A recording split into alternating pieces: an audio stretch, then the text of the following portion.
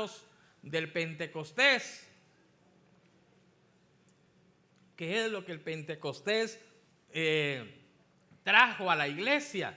Y trajo un avivamiento, trajo un gran movimiento, pero este movimiento produjo algo más. ¿Lo tiene?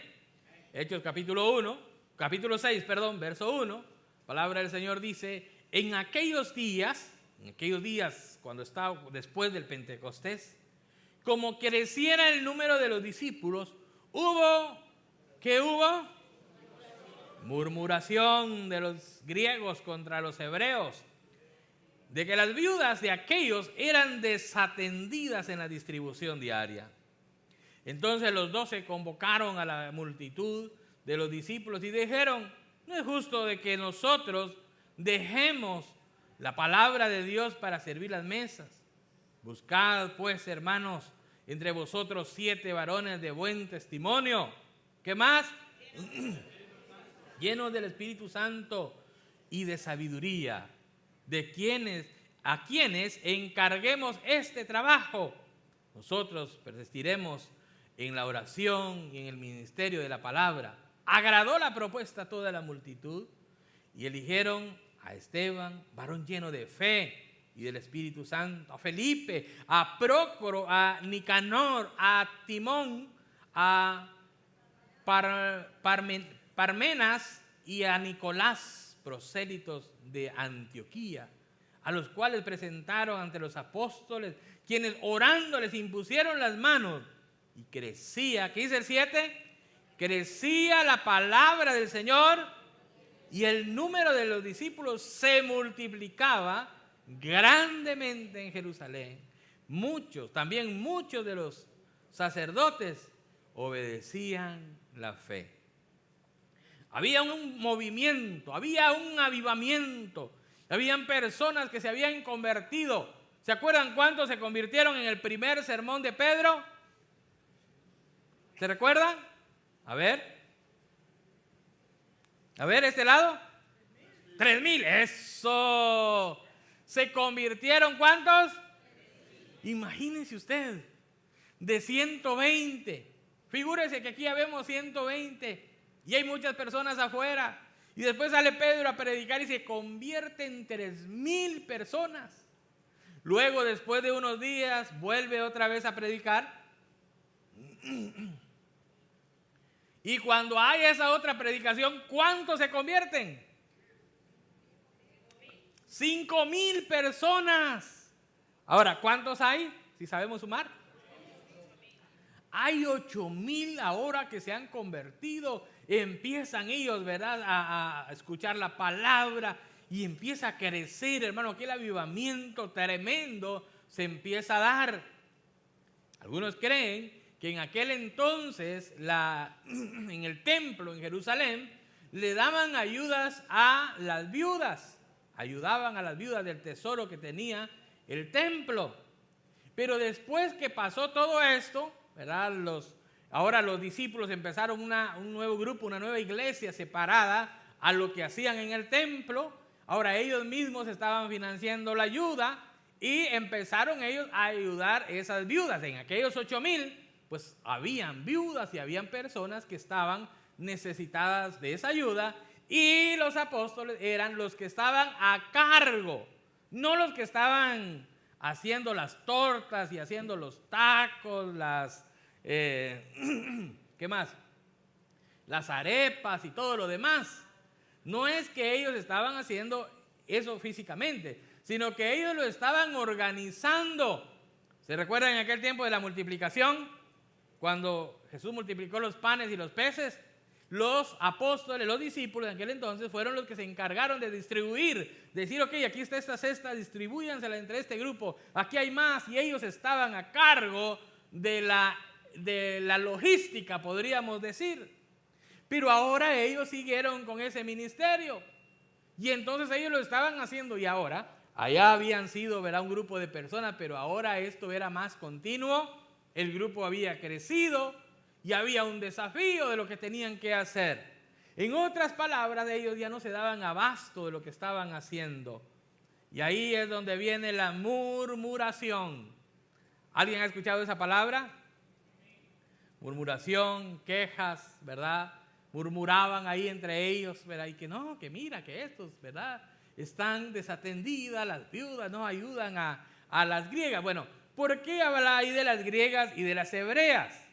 Bueno, le quiero explicar que en algún momento el pueblo de Israel estuvo bajo el imperio griego y había mucha influencia griega, y aún después, cuando vienen los romanos, la lengua griega queda en ellos. Algunos se habían tenido que salir y vivir en otros lados, y su primer lenguaje era el griego.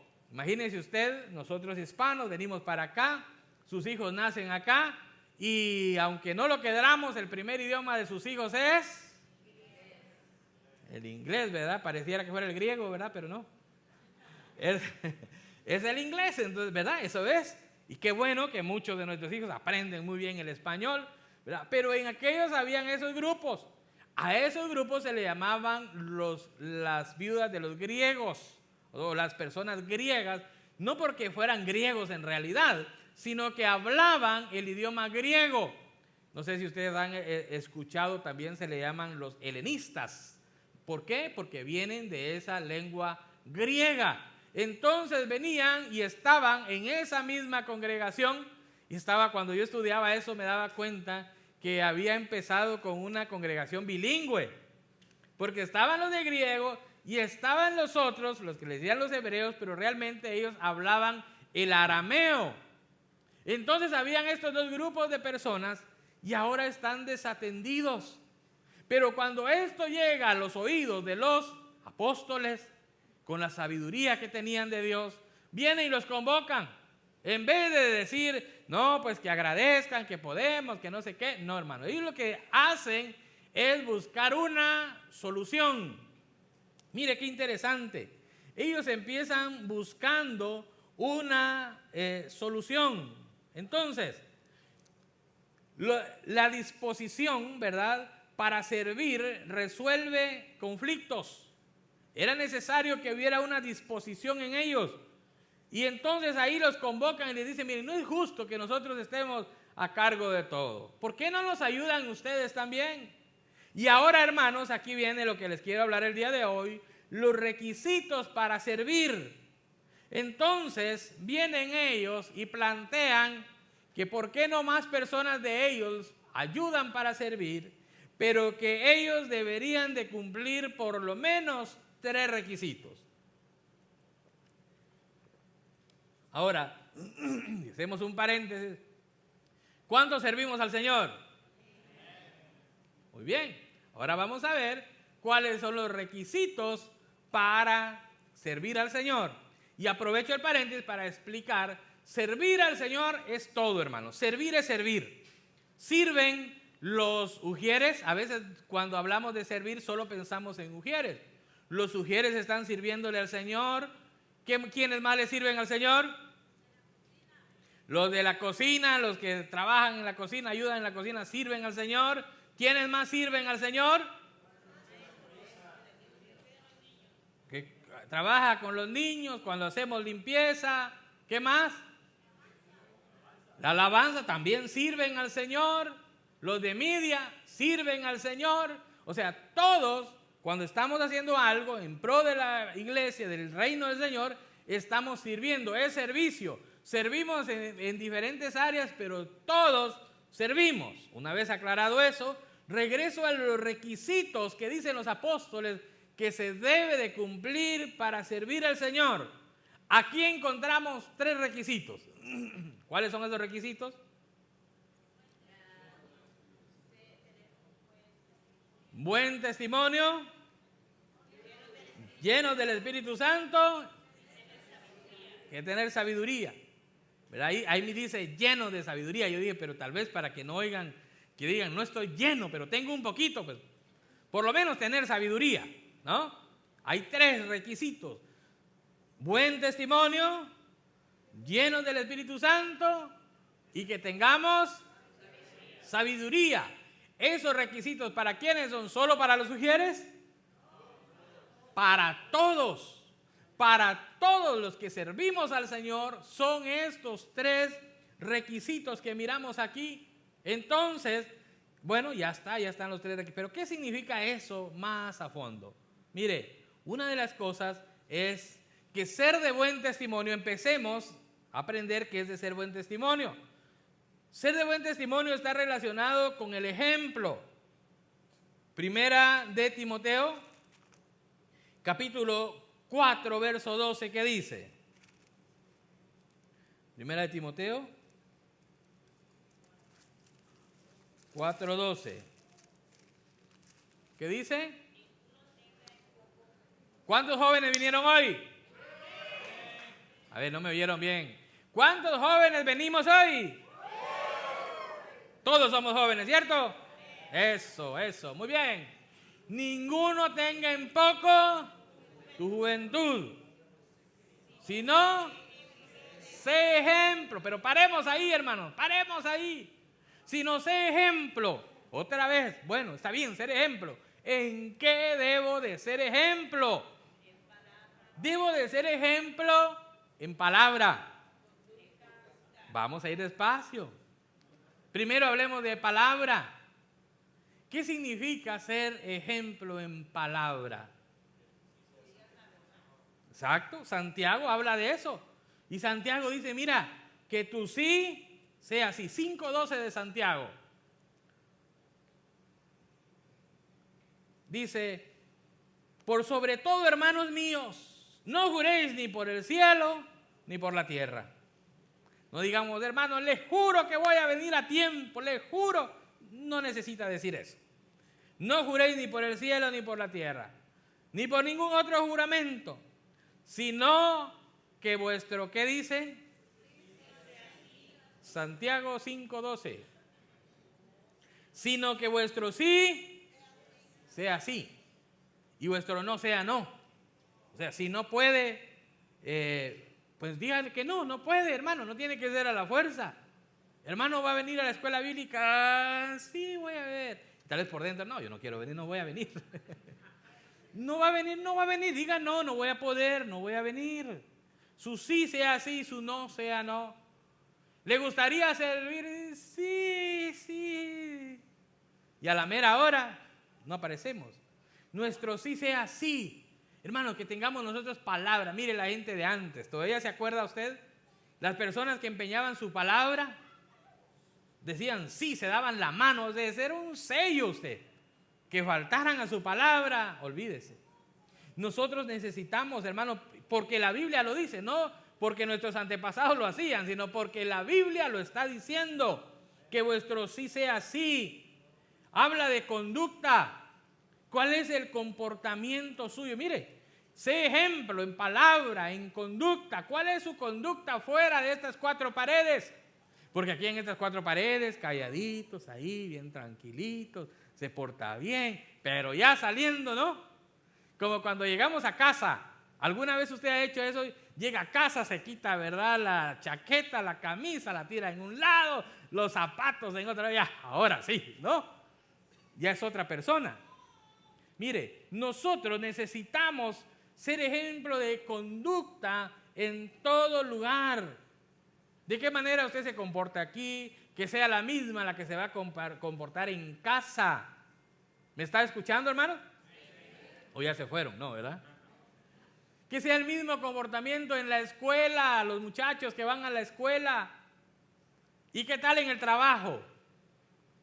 ¿Cuál es su comportamiento en el trabajo? ¿Qué estilo de vida estamos viviendo en el trabajo? Otra vez, ser ejemplo en conducta. ¿Usted es el ujier que está allá? ¿De verdad? Así habla, así, esa es su conducta. ¿De verdad usted es el que se para allá en el púlpito a cantar? Mire, qué interesante. Ejemplo en amor.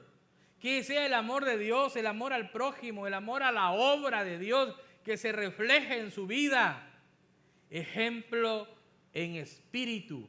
Mire, me llamó la atención esto de ejemplo en espíritu. Espíritu también hay veces que se le llama a la actitud, que tenga un espíritu alegre y hablan, por ejemplo, un espíritu navideño, que hablan. ¿Ha escuchado usted eso? Pues esto aquí no se refiere a eso, sino ejemplo en espíritu es que sea espiritual. Mire, en 1 Corintios 3:1, 1 Corintios, primera carta a los Corintios, capítulo 3, verso 1, dice: de manera que yo, hermanos, no puedo hablarles como a espirituales, eso está hablando de ejemplo en espíritu, sino como a carnales, como a niños en Cristo. Os di a beber leche y no vianda, porque aún no erais capaces, si ni sois capaces todavía, dice aquí, le está hablando Pablo a ellos, porque aún sois carnales. Pues habiendo entre vosotros celos, contiendas y disensiones, ¿no sois carnales y andáis como hombres, verdad, regulares, que los que no tienen el temor de Dios? Mire qué interesante. Ejemplo en espíritu, ejemplo en fe, que tengamos esa confianza en el Señor, esa convicción que Él está con nosotros. Hermanos, necesitamos ser ejemplo en pureza, en una vida de santidad. Mire qué interesante. Ahora, hay algo que me llamó la atención. Cuando miramos todo eso, hermanos, ¿quiénes quieren servir? Se lo dije. O se lo iba a decir más bien. Ya cambió todo. Ay, ¿cómo está toda esa lista, pastor? Pues sirva usted si quiere, ¿no? Que sirva a otro hermano, que sirva al hermano Celso ahí, ¿verdad? Pero ya como no, entonces no. ¿Alguien realmente se desanima cuando escucha toda esta lista? Mire, ahora quiero darle el otro punto, que dice que se necesitaba entonces ser de buen testimonio, ya lo vimos. ¿Qué más se necesita para servir al Señor? Ser lleno del Espíritu Santo. ¿Cuántos somos llenos del Espíritu Santo? Porque hemos estado orando, hermanos. No fue en vano los 50 días que estuvimos aquí orando, pidiéndole al Señor. ¿Cuántos han consagrado su vida para que el Señor llene sus corazones de su Espíritu? Lo hemos pedido, lo hemos hecho. Ahora, aquí es donde viene. Cuando el Espíritu de Dios está en nosotros, debe de haber fruto en nuestras vidas. ¿Cuál es el fruto del Espíritu según Gálatas 5:22? Hoy lo leímos.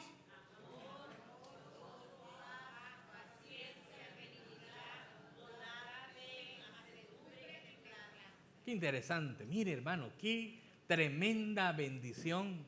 Amado hermano, en nuestras fuerzas no podemos hacerlo.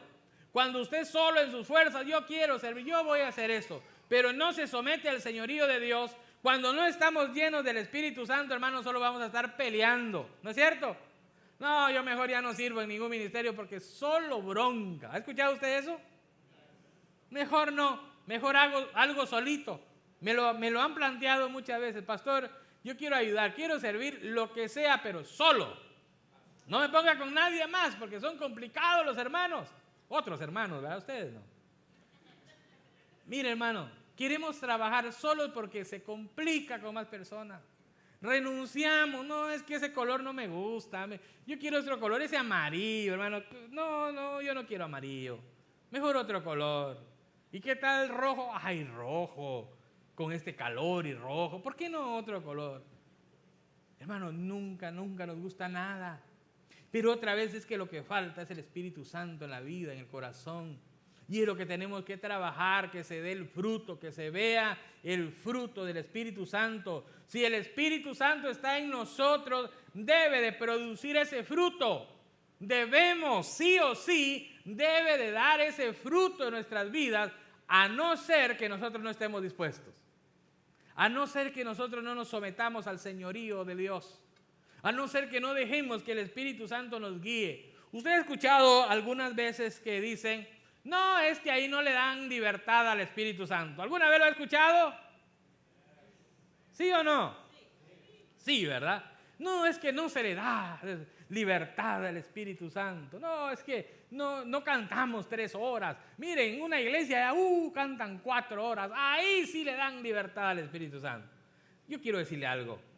La libertad al Espíritu Santo debemos de dársela en nuestras vidas. ¿Sabe para qué debemos de darle la libertad al Espíritu Santo? para que dé fruto. Se lo repito, necesitamos darle la libertad al Espíritu Santo en nuestras vidas para que demos fruto. Que ese fruto permanezca. Tenemos por ahí un arbolito de manzano y ahí el arbolito desde pequeño, ¿verdad? Iba ahí, algunas veces daba flor, floreaba y yo decía, hoy sí, vamos a tener pay de, ¿verdad? De manzanas, hay muchas manzanas. Pero ¿sabe qué? Después de un tiempo se caían toda la flor y no daba. Y un día me quedé viendo y vi que arriba habían ramas, habían árboles al lado y habían ramas que estaban bloqueando el sol. Entonces el sol no le estaba pegando al árbol. El año pasado miré eso y con una sierra le corté las ramas que le estaban bloqueando. Y sabe que después que se le eliminaron esas ramas, entonces empezó a dar. Y este año otra vez ya tiene varias manzanas, ¿verdad? Ya están un poco grandes. ¿Por qué? Porque había algo que interfería en el fruto. Amado hermano, si nosotros tenemos al Espíritu Santo en nuestros corazones, debe de dar fruto, debe de haber amor, va a salir el amor, va a salir el gozo.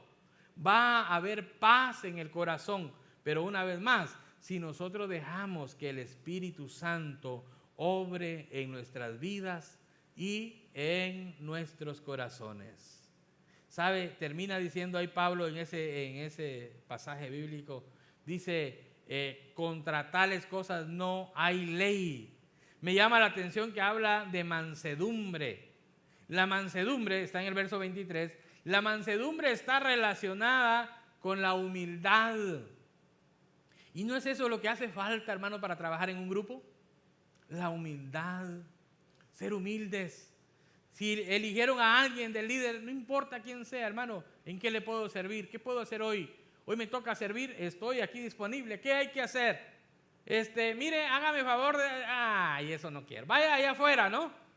Quédese ahí en la puerta. Yo ya no soy de la puerta. ¿Qué pasó, hermano? ¿Usted ha visto personas que cuando le piden un favor hacen caras? Yo lo he visto bastante. Mire, hágame favor de mover esa... Ay, como que otra vez, como los niños, ¿no? Ay, yo ahora otra vez. Tal vez nos confundimos que dicen que hay que ser como niños para entrar en el reino de los cielos. Pero no esa clase de niños, ¿eh? Otra vez, ¿por qué me pones? No, yo ya no soy de eso. Mira, ¿podrías hacerme favor de hacer? No, ¿por qué no ponen a otro? Hermanos, hay cosas, a veces las miramos tan sencillas y decimos, pero ¿por qué me ponen a mí a hacer cosas sencillas?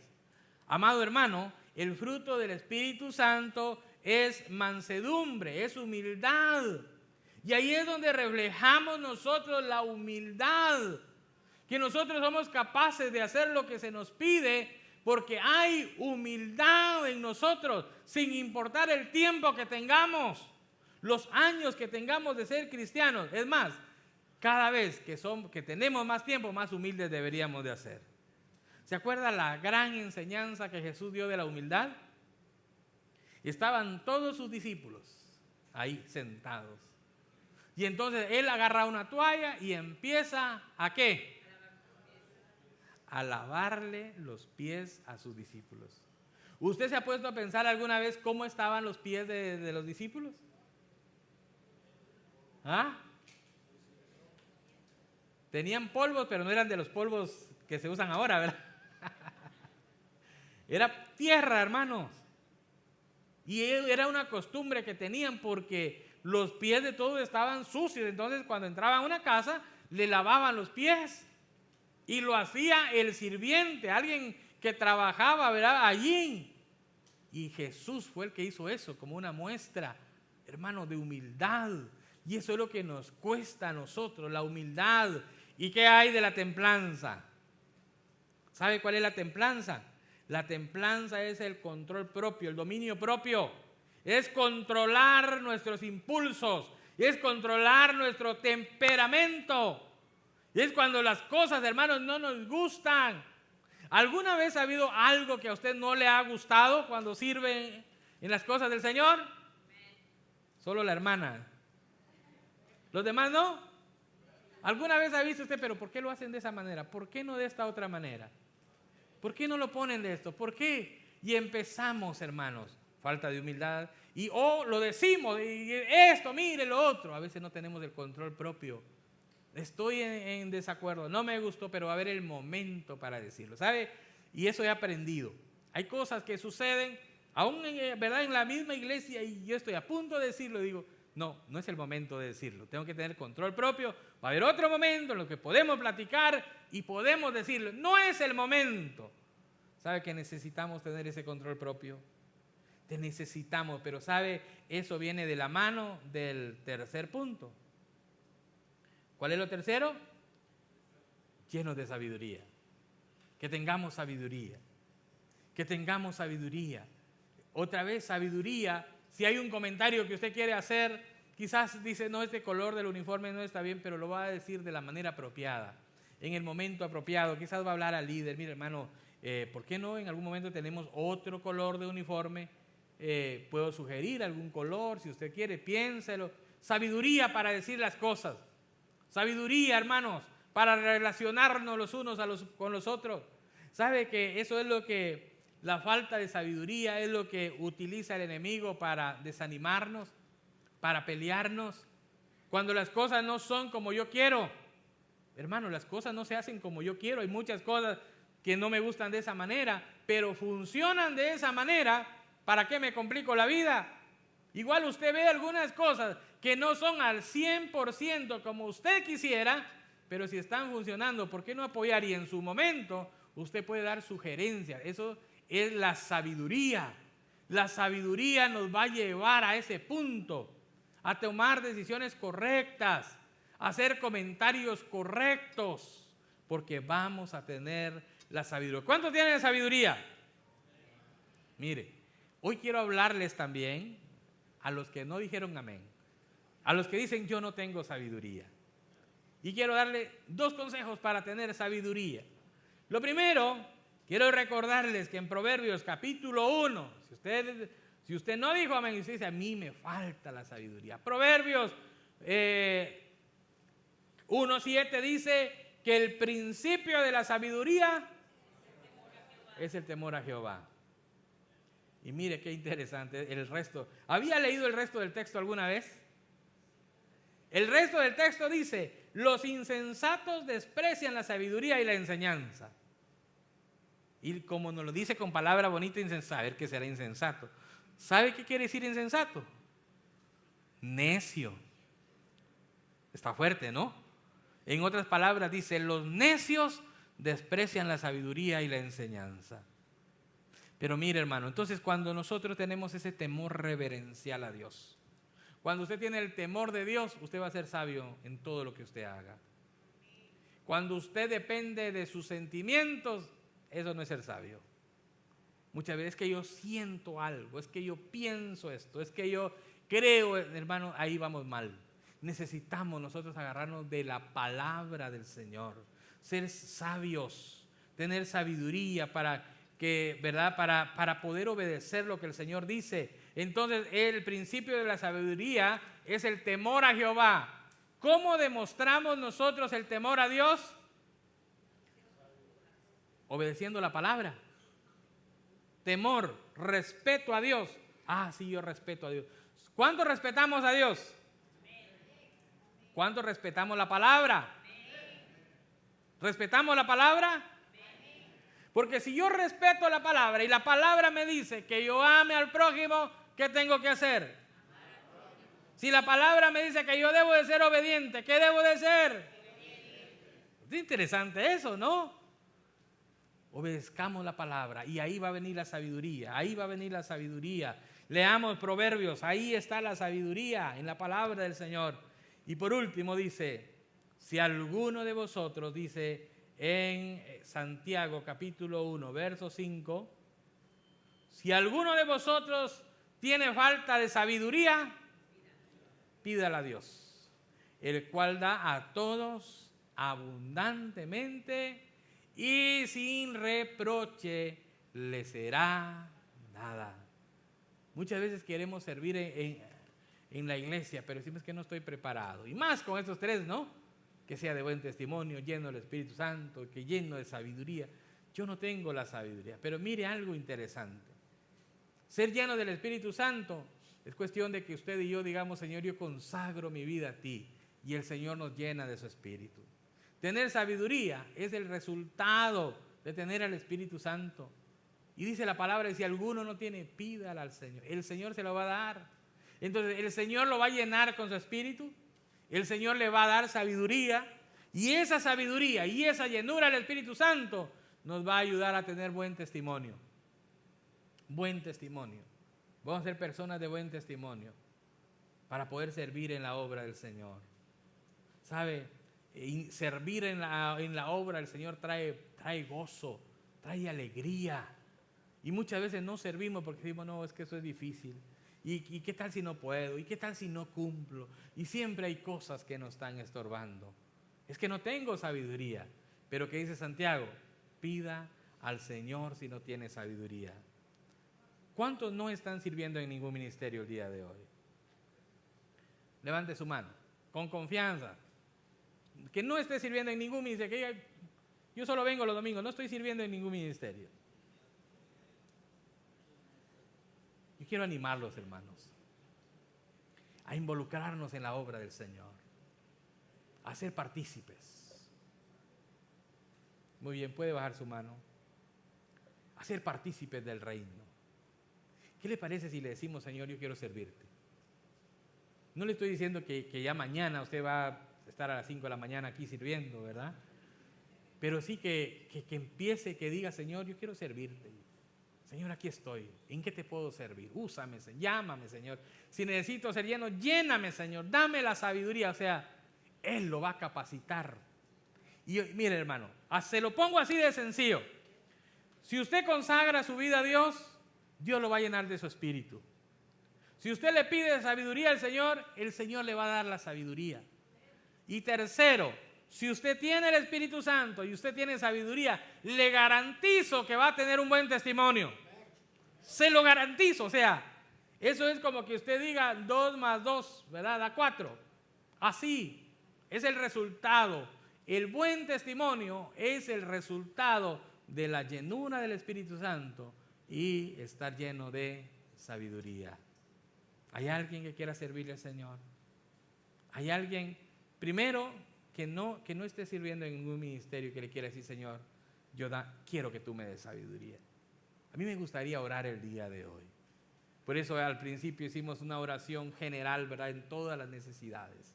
Pero ahora me gustaría orar específicamente por aquellos que quieren decirle, Señor, yo te quiero servir. Yo te quiero servir. Prepárame, Señor. Véngase para acá.